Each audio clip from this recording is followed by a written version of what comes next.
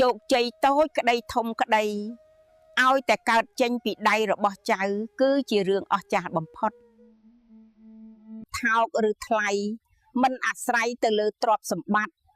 តែអាស្រ័យលើចរិតនិងមាយាទរបស់មនុស្សអំបិលអាចច្រឡំនឹងស្ករពេលខ្លះទង្វើយើងល្អក៏គេអាចច្រឡំអាក្រក់បានដែរ